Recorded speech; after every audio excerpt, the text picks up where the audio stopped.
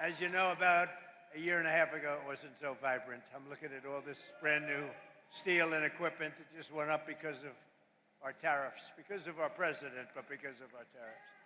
And I'm thrilled to be back in the great state of Georgia with the men and women of an incredible American company, the Coosa Steel Corporation. For more than 50 years, the hardworking Americans at Coosa Steel have poured out their sweat and blood and tears to turn into what, look, you wanted to take raw material and you wanted to take beautiful metal and you wanted to turn it into the highest quality steel racks and plates in the business, all stamped with those really beautiful words. You don't see it too much, but now you do again, made in the USA, right? And this company prospered and grew from humble beginnings in a Georgia manufacturing. What happened is you became, in a very short while, a Georgia manufacturing giant. But then you watch your core business start to fade. I just spoke to your great owner, and he's great, but he got hit by stupid politicians, basically, making specialized steel tire racks dwindle from 2 bustling shifts to 6 days a week down to 1 shift and 1 hour. 1 hour a week. Then you went back up to 2 days, then you went back to 3 days, then you went back to 1 day, then you went down to 1 hour. Because all the business was going to China and other countries from outside. And it wasn't only here, it was other plants also. I assume your friends, likewise, were having the same problem. Your jobs were being stolen as foreign nations dumped their subsidized products. Don't forget China and these other countries, they pay for it. It's all subsidized. You don't get too much subsidy. But they dropped the subsidized products on our market to try and put Americans out of business, and that's what they were doing. You're lucky you have a man that is so proud of this place. He kept it going, barely kept it going. It wasn't easy. You're a lucky guy. But now, thanks to the fact that we got elected on November 5th, and thanks to what I call the Trump tariffs, business at Coosa Steel is booming again. We just spoke, it's booming. And in October, you received your first large order for tire racks since 2014. It was a big, massive order. In fact, this great man right here thought that they made a mistake. He said it can't be possible. No, it's called tariffs. I said, my favorite word in the whole dictionary is tariff, and I got in trouble with, look at all the fake news back there. Look at them. I got in trouble. No, I got in trouble with them because I said, tariff is my favorite word in the whole dictionary. They said, what about family? What about God? What about wife, children? I said, all right, it's my 5th favorite word. Now I'm okay. They've treated me okay since I did that. They didn't like it when, but it's my 5th favorite word in the dictionary. You're back to producing at full speed, 2 shifts a day, and he's going to 3 shifts a day, 6 days a week. And you've got a backlog now that's 7 months long. What a difference. From a couple of hours a week to 7 months long. And it's all because you finally have a president who put America first. That's what it is. But it's also because I imposed powerful 50% tariffs on foreign steel where they were coming in and dumping crap all over our country. I ended every one of the Biden-era exemptions, and on August 18th, I added new tariffs to cover 400 derivative products, including steel racks, which is what you make. So I say congratulations, and what a great comeback. This is a comeback that 2 years ago, right, you were almost, I don't want to say out of business, but you're almost out of business. I guess he said you can say it. You were close. He was borderline. Started telling his wife, let's have tuna fish tonight, darling. Forget about the steak. But stories like this companies are right now playing out in cities all around the country, towns, villages, all over the country. And to think I have to be in the United States Supreme Court for many, many months waiting for a decision on tariffs Without tariffs, this country would be in such trouble right now. Without tariffs, this country would be like your company was 2 years ago. What a difference it made. And you know who brought the cases against us? People that are China-oriented, people that have business in China that want to rip us off and keep ripping us off, and the tariffs had stopped us. And not only China, other countries too. People from other countries like Canada and others, they sue us. Canada has ripped us off for years. Not anymore, they're not. And I'm waiting for a decision from the Supreme Court. Can you imagine? We have to wait. I mean, I just heard the story today, and I've told it 1,000 times. I don't think I've ever heard it any better. I even took him back to the fake news where he related the story, that he was in serious trouble. There was no business. There was no business anywhere. How was this place 2 or 3 years ago? It was not just here, the whole area. It was a disaster. And now it's vibrant. And we have to justify this because people come from other countries because they ripped us off for 50 years, and now we're doing the same thing to them, and we're being very modest about it, right, Howard? We're being very modest about it. We could go a lot further if I want to, because what they've done to us, other countries, what they've done, they almost put us out of business. And I'll tell you, if I didn't win this election, and if you had a moron like Kamala or a moron like Sleepy Joe Biden, if you had these people back, our country would have been finished. We wouldn't have had a country. So just yesterday, I was visited by the CEO of the drug company, Novartis, and his name is Baz, first name, great guy. And he came into the White House to see our great chief of staff, who happens to be with us. Where's Susie? Susie's with us someplace. She is great. First female chief of staff and the best chief of staff. And she wanted to bring him in. It's a big, very big company, all based outside of this country. And she wanted to bring him in, so I said, come on. So I said, hello, how are you doing? How's it going? Sir, I'm building 11 plants in the United States. I said, that's a lot. How many do you have? None. But we're moving almost all our business into the United States. And I said, why are you doing that? Tariffs. Tariffs! Can you believe it? He said, tariffs. And I got to be before a court. Can you believe it? This is like men playing in women's sports, transgender for everybody. I have a new one to add, voter ID. The Democrats don't want to give us voter ID because they want to cheat. The only way they can cheat is if they, look, we can stop them so easy. You know what they say? We don't want voter ID because it's racist. Okay? That's a good one. It's racist, no. I'll tell you what, when they look at the polls, 95% of the people want voter ID. Then you have proof of citizenship. So we want voter ID. We want proof of citizenship. For you to vote, let's prove that you're an American. So please, proof of citizenship. They're fighting that. They're fighting that. And then we don't want to have mail-in ballots where they're mailed in from all parts of the place. Mail-in ballots are crooked as hell. We're the only country in the world that use this type of mail-in ballot, the only country in the world. I'll tell you what, Republicans have to win this one. We'll never lose a race. For 50 years, we won't lose a race. We want voter ID. We want proof of citizenship.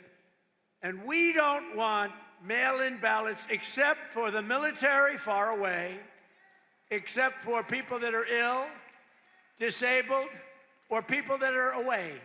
Even for a vacation, we'll be generous, okay? Other than that, we don't want mail-in ballots because mail-in ballots, they cheat. Without tariffs, what would you do? You know what? Everybody would be bankrupt, everybody. The whole country would be bankrupt. And I have to wait for this decision. I've been waiting forever, forever. And the language is clear that I have the right to do it as president. I have the right to put tariffs on for national security purposes, countries that have been ripping us off for years. You know what they were doing? Using tariffs. What a country. So sad. So just 1 year ago, under crooked Joe Biden, and he was crooked as hell, our country was dead. Now we have the hottest country. In 1 year, we have the hottest country anywhere in the world, right, Kelly?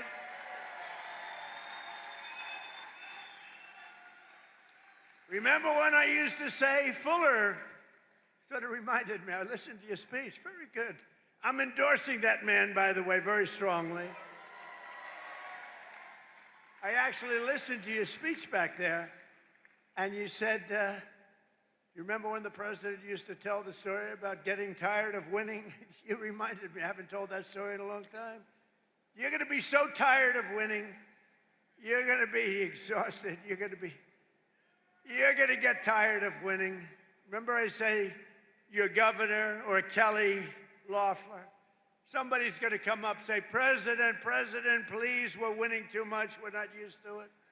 George is not used to it, we can't take it anymore. People are working too hard, they're making too much money. Please, we don't want to win anymore, sir, it's too much. I said, nope, we're going to keep on winning. The people of Georgia want to win.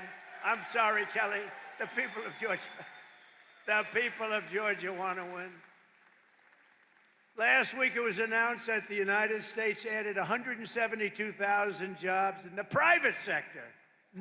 We reduced if I wanted to have really great job numbers, don't do any cutting in the public sector. I cut off 400,000 jobs in the public sector, and then I add many more than that in the private sector. And those public sector people that got cut, they hated me, and now they love me, because they've all gone out and gotten much better paying jobs in the private sector, working right here for you. But we've created more than 5,000 manufacturing jobs in Georgia alone. And we've had a very good relationship with Georgia. And as factory construction gets underway, we've created 70,000 new construction jobs right here, 70,000. And you know what they're building? Factories like this. I said to that brilliant person right there, I see the yellow steel. You know what that is? That's a crane, brand new. I said, how long has that been here? He said, about 2 months. He said, tariffs brought it here, sir. Your policy brought it here.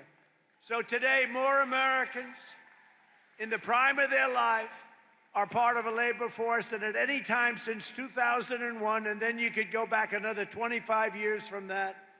And more Americans are working today than at any time in the history of our country. Think of that statement.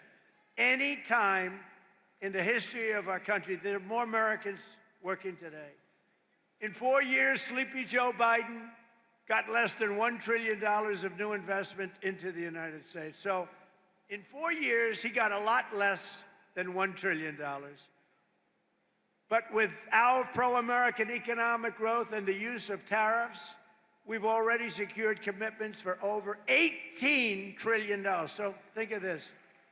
In 11 months, because we haven't even gotten to last month, in 11 months, we have $18 trillion worth of investment coming into this country. And here's an example of it. Nice family, by the way. That's better looking than your crane. I like the family better than the crane. Very good. But a good family. The stock market has set 53 all-time record highs since the election. 53, think of that.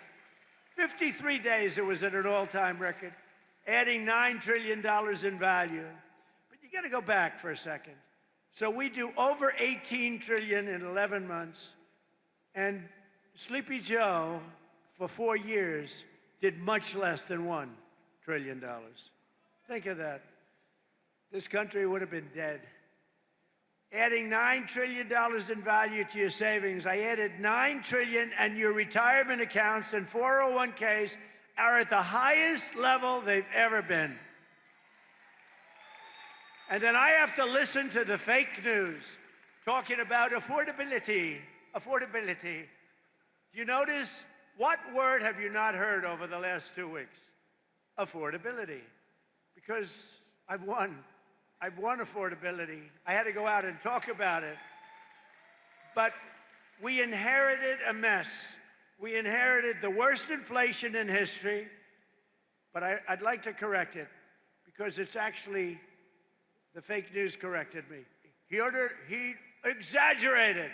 He said it was the worst inflation in history, and it's only 48 years. So I apologize for that, Kelly. I apologize. So it's the worst inflation in 48. Actually, I think they're wrong. I think it is actually in history. We had the worst inflation in history under Sleepy Joe Biden. He was sleeping while you were working. No, he was sleeping while you were trying to get a job. You weren't working. And now we have the most people working in history. And just recently we crossed 2 milestones. They thought it was totally impossible when the S&P hit 7,000 points and Dow Jones surged past 50,000. Again, I was supposed to do that within 4 years. They said he's got a small possibility. I don't know how many of you people watch the stock market, but if the stock market's good, that's good for everybody. That's good for you, good for everybody. But the stock market hit over 50,000 for the first time in history. They said maybe he might be. This is right after my election in November. They said, you know, Trump's a great businessman. He might be able to get 50,000 by the time his term finishes. No, we did it, Howard, in 1 year. 1 year. Under the last administration, every economic policy punished American workers and businesses like this one, while rewarding those who outsource to foreign nations. Under the Trump administration, our policy is the exact opposite, making it harder to outsource while rewarding those who invest, hire, grow, and build right here in the USA. We don't have countries coming in and stealing our businesses anymore. They were coming in for many years. I had it stopped in my first term. We had a great first term. We had the greatest economic numbers we've ever had until now. But this term, I will say, it's blowing my first term away. We've slashed a record number of job-killing regulations, cutting 129 old regulations for every one new regulation approved. Think of that. So we approve one, and we cut 129. And what that means is jobs. That's all it means. We ended the radical left war in American energy. Now oil production is up by more than 600,000 barrels a day, and natural gas production is at an all-time high. Plus, we have a great relationship with a country named Venezuela. You've heard about Venezuela? And we're helping them very much with their oil. They get a lot of oil, we do too, but we're helping them a lot. We took 50 million barrels of oil is right now floating very nicely in extremely large ships to Houston, where it's processed. And it's going to be great for Venezuela. The president's doing an excellent job, getting along great. But that was a very strong attack, would you say? It was a very strong attack.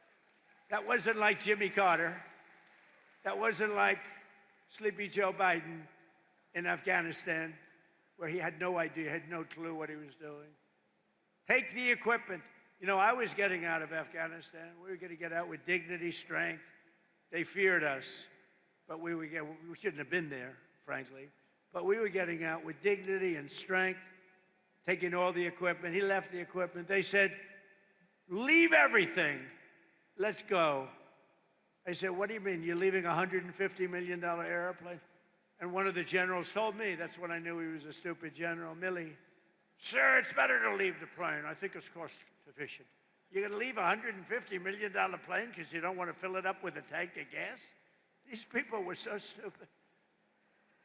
But now we have General Raisin Cane. He's a little different. A little different. He's a little different. I was told by my first administration, I had these generals, you know, what the hell, I never did it before, so I picked a couple of losers. But the first ones, they told me, sir, it'll take 4 years to defeat ISIS. And I said, how can it take 4 years? We have the best equipment in the world. Why? And I rebuilt the military my first time. I said, why would it take 4 years? They said, well, I would. So I decided to go to Iraq, and I flew to Iraq. I was extremely brave. In fact, so brave I wanted to give myself the Congressional Medal of Honor. I said to my people, am I allowed to give myself the Congressional Medal of Honor? And you know, I've given out so many to guys that are seriously brave. I mean, they come in with the arms are missing, the legs are missing. The stories are so unbelievable. And I said, no, it's a little stretch if I gave myself one of them. But it's one of those things. Someday I'm going to try. I'm going to test the law. Brandon, I'm going to say, let's give it a shot. Maybe I'll win in court after everyone sues me, after radical left lunatics sue me. Now watch. The fake news, you know I'm having fun. The fake news will say, Donald Trump wants to give himself the Congressional Medal of Honor. But he was rebuffed by the audience, who stood up and booed the hell out of him. No, they say that kind of stuff. It's amazing. They say, if I'm sarcastic, even a little bit, they make it sound. You know, I said one thing the other day, a little while ago, a month ago, 2 months ago. I said, I don't think I'm going to make it to heaven in front of a massive group of people, 56,000 people. And they were all saying, oh, what does he mean? I don't think I'm going to make it to heaven. I'm doing a great job for a lot of people, but I don't think so. I'm just not worthy of heaven. I'm not going to make it. And I was having a good time going on. You know, I was having fun. I hope to make it. But I doubt I will, to be honest with you. A lot of you will. I'm not so sure. But I was having fun. The New York Times has a front page story. Donald Trump is now questioning his mortality. They made it like I was totally. So you can't joke. It doesn't work. Kelly Loeffler here, small business meaning big business. She's in charge of, she's a Georgia peach. She's a great one. But she's in charge of all of the small business loans. It's called the Small Business Administration. When you add it up, it's the biggest bank in the world or something, right? But she's done a fantastic job. Thanks, Kelly. To help businesses like this one expand production in the United States, we provided 100% expensing and bonus depreciation for all new equipment and capital investments, like that crane that you see back there. And it's all part of the Great Big Beautiful Bill. The Great Big Beautiful Bill is basically a tax cut bill. And you know, when you hear the fake Democrats talking about it, like, oh, the Great Big Beautiful Bill, you know, they try and mock it. We put 4 years worth of goodies into that bill, and everybody said it couldn't be done. You'd have to go into 17 different bills. It's all in that one, and that is cut after cut. It's basically tax cut and business expansion. It's one of the greatest bills ever passed. Remember that when you hear these phony guys like Hakeem, our low IQ, I guess, I mean, he's a pretty low IQ individual, but I hear him talking about no tax on tips doesn't matter, no tax on overtime matters, no tax on Social Security for our 1.8 million Georgia seniors matter. Who's a senior in this room? I refuse to raise my hand. I can't do it. I can't do it. I'm a senior. I can't believe it. I can't believe it. But think of it. No tax on tips. No tax on overtime for the people working there. How incredible. And for our seniors like me, no tax on Social Security. And watch what happens. They will now say, because I just gave them an idea, that Donald Trump passed the no tax on Social Security so that he could save $1,000 bucks. Oh, they're going to find me at conflict. They're going to say, Donald Trump has a conflict. I'll pay it, okay? You know what? I don't even talk about this much. I get no credit for it. So, as president, I make $2 million over 4 years, $2.5 million. I waived it. I'm the only president that ever waived it. And they never, ever talk about it. But every week, some of the scum from the New York Times will call, did he waive it? And if my secretary would say, yes, he did. If I ever said, no, he didn't, it would be a headline scandal. But you know that in the history of our country, and this surprised me because we've had wealthy presidents before, in the history of our country, there's never been a president that waived his salary. I'm the only schmuck. I get no credit for it. You know what? I get no credit for it. Nobody ever writes about it. It's the first time we have a couple of front row Joes here. They've been to like 400 rallies. Thank you very much. Have you ever heard me even talking about it? I never talk about it. They've heard me talking about everything, but I don't talk about it. But I just did today because somebody said, you know, nobody's ever written the story about you waiving your salary. You know, it's still a couple of $1 million. It's like, not peanuts. It's estimated that these policies will help raise income in this state by $7,000 in the coming year, every year. Boost household take-home pay by over $10,000 and protect more than 200,000 Georgia jobs. It's amazing. No one knows the importance of tax cuts and fair trade. More than businesses like this one. So now I'd like to ask the president of Coosa Steel, Andrew Seville, very nice name, to come up and say a few words. I'd like to say, because I'm telling you, I met this guy, and he said something that his wife is going to be extremely upset. I said, how are you doing? He said, President, if I didn't have all these cameras running, I would grab you and start kissing you violently. And I said, why is that? He said, because what you've done for us economically in this state, in this town, with the tariffs in particular.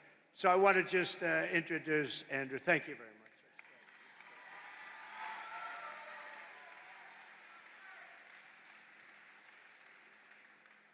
Welcome to Coosa Steel. My name's Andrew Seville, as he said. I joined here in 2001 with my dad after I graduated from the University of Alabama. I've got to say roll tide. I've got to. My dad bought this company in 1985. We began to diversify, add all American-made equipment. Everything you see here, American-made. We have all American-made steel. That's all we keep. In all of those warehouses, all of it American-made. So we saw the tire rack industry really dropping off around 2010, and it was tough on our racks department. It was tough on these guys you see down front, these people that are used to this heat. I'm sorry if some of y'all aren't, but this is nothing to them. But the tire rack industry was going to China. There were no tariffs. They were bringing them in, and they were decimating the tire rack business in America. Your first term, we saw some things come back, just a little bit here and there. The second term, about July, the quotes, the orders, I couldn't keep up. They were coming nonstop.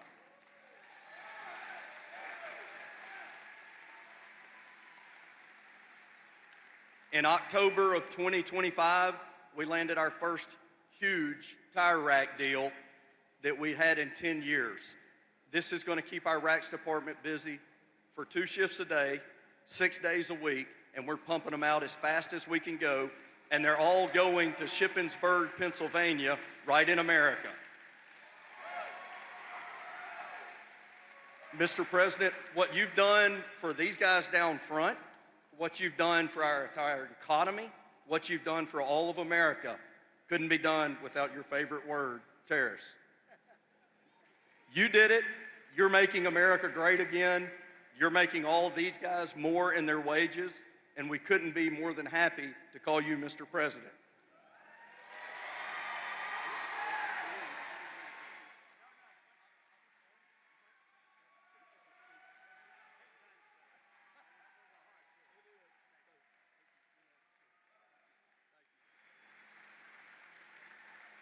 Wow, good man. And, you know, I say the car industry is coming back. The plants from Canada, they took a lot of our car business. That was a good job. You know, it's what he just said, you know, I had a speech to write, but I wanted to go from the heart. That's what you did, and much better. That's much better than reading a speech. But our car industry is coming back like nobody's ever seen. It's all coming. They stole it. 52% of our car industry over the last 30 years went to Germany, Japan, Mexico, Canada, all coming back. We're building plants all over the country.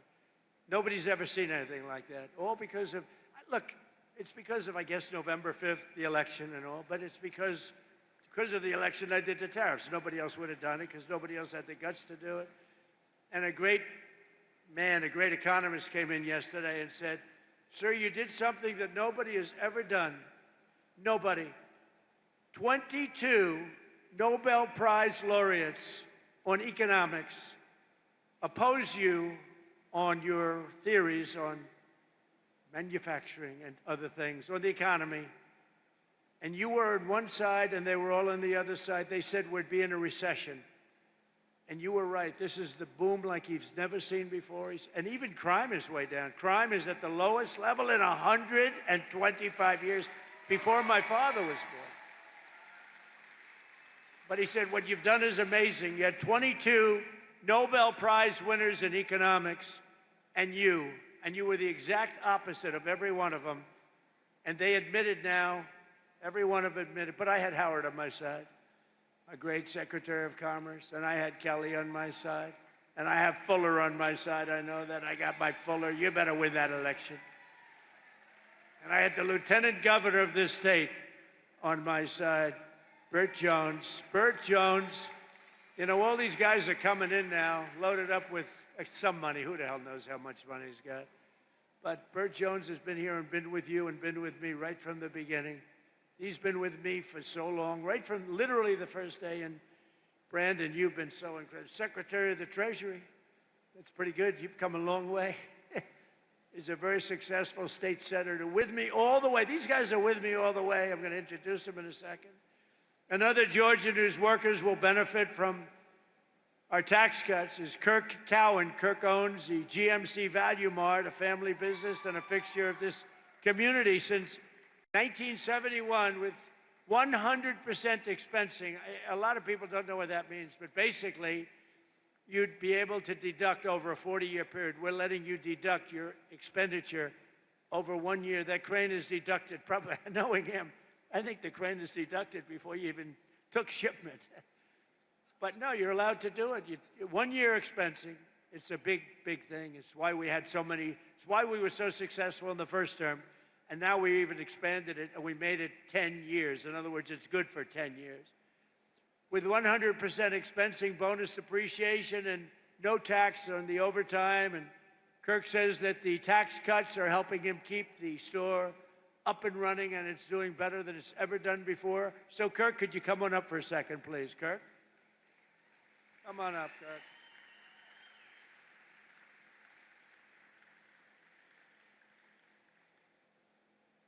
Good-looking guy. Come on.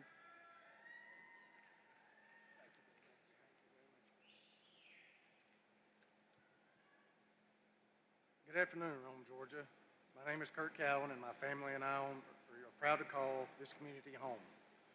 I'm the owner of GMC Value Mart, a family-owned pharmacy and grocery combo my parents started back in 1971. If you've ever shopped at GMC, you know we're not a big chain supermarket. We have fresh meats cut in-house.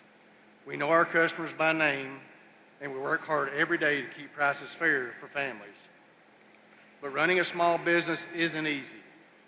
Between fluctuating food costs, regulations, and pharmacy reimbursement rates that don't always reflect what we pay, it can feel like the deck is stacked against you. That's why policies that support small businesses really matter.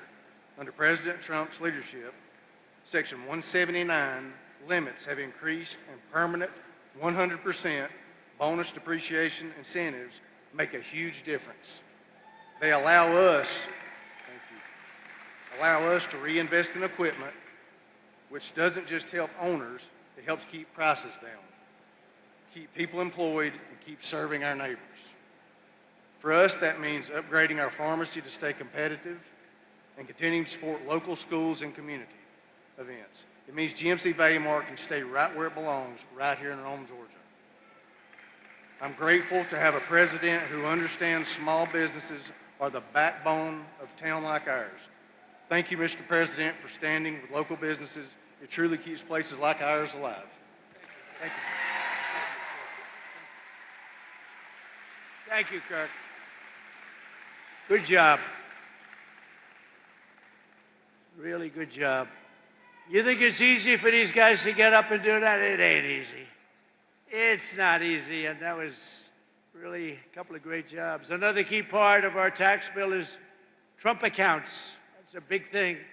These are the tax-free investment accounts for every American child, starting with $1,000 for every newborn baby. Every newborn baby. I also want to thank Michael and Susan Dell.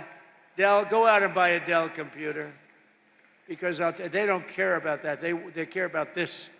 They make a great product. They're not looking for any publicity. I give them publicity. They say, well, thank you very much, but it's okay. They put up $6.25 billion. He started making computers on his bed. All of a sudden, he's got Dell.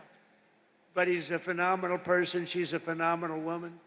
And they fund the accounts, and we're going to have funded 25 million children. So when they get to be 18 or 21, like these young, beautiful kids up front, they'll end up with a potentially really good nest egg, depending on, where the economy goes a little bit. But they could be quite rich. And they start with $1,000. And a lot of people now are putting tremendous amounts, because you're allowed to come in and put your money into those accounts.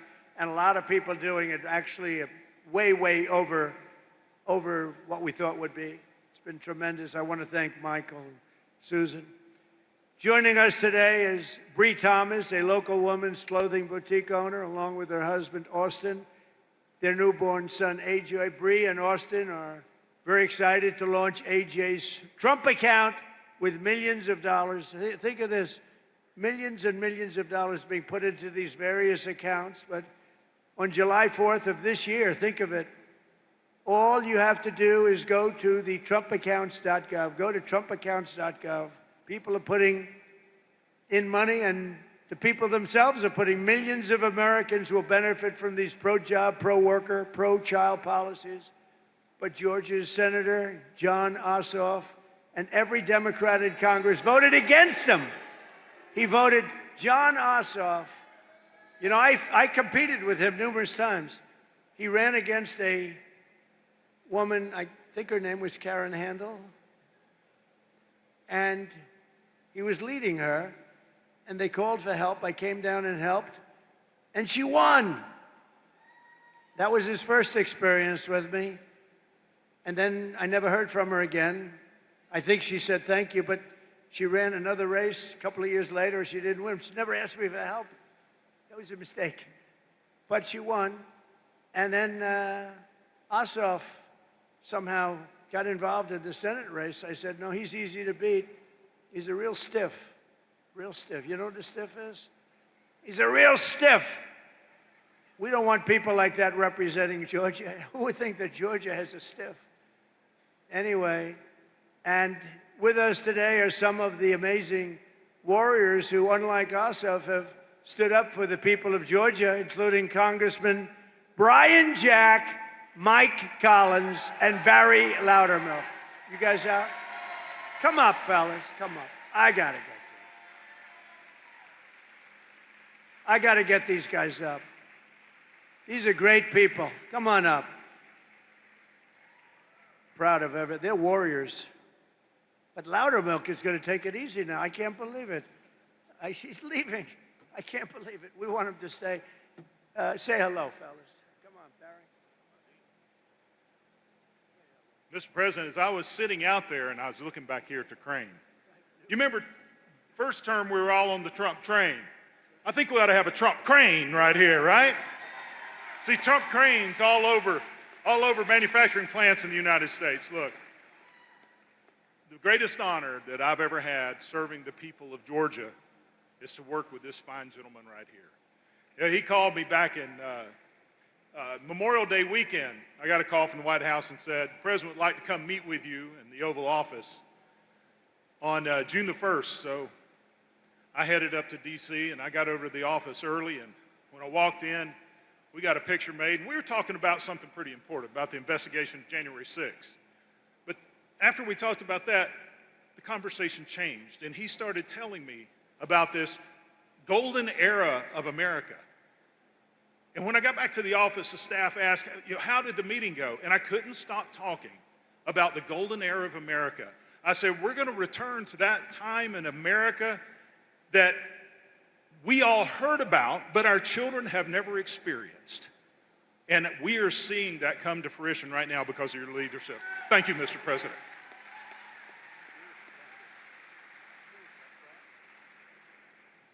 Well, it is good to be back in Rome, Georgia. Do we have anybody here from Georgia's 3rd Congressional District? So that's my district, Mr. President, and the last time you and I shared a stage was in Rome, Georgia, 2 years ago when you endorsed me for Congress. It is special to welcome you back here. We're celebrating today passage of the Working Families Tax Cut, and as the President brought folks on stage, it is abundantly clear those tax cuts are working here in Georgia, they're working across the country, and they're going to help us win in 2026. I have the privilege of representing a district whose father represented behind me. Mike Collins' father, Matt Collins, represented my district for 12 years, and he's running to replace John Ossoff. So with that, I introduce Mike Collins. Thank you, Mr. President. Boy, that tie looks sharp on you. You look good. Thank you. What's up, Rome, Georgia? I want y'all to know something. It is a true honor and privilege to serve you in Congress and represent Georgia's 10th district. But I want to say one more thing. It is probably the greatest time in the history of this country to be a member of Congress because we've got true leadership and the guidance of President Donald J. Trump.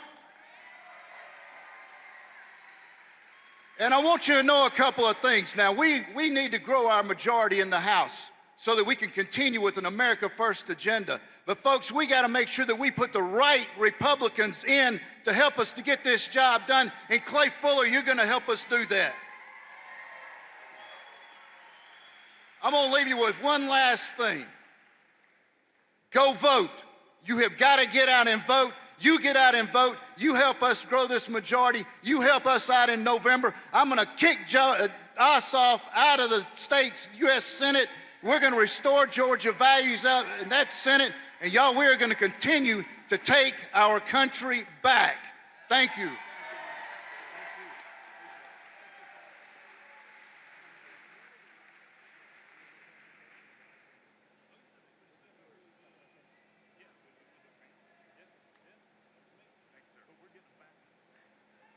I'll tell you, Loudermilk, I said, you were the one that they caught giving a tour of Congress to a couple of kids and a mother and a father, and they said that they were communists. They were actually constituents from Georgia. And it angered him so much that he became a wild man, and he was very effective. And I always say, they picked on the wrong guy. Here's the guy shows up with a couple of really nice country, beautiful people with their 2 kids. He's showing them the Capitol. And they said, he's showing them classified information. He's showing them. The people didn't even know nobody knew what they were talking about. These people are sick. But I want to tell you, Loudermilk, that was very cool. You didn't take it easily. A lot of Republicans are nice. The Republicans are too nice. And they just sort of would listen and they won't comment.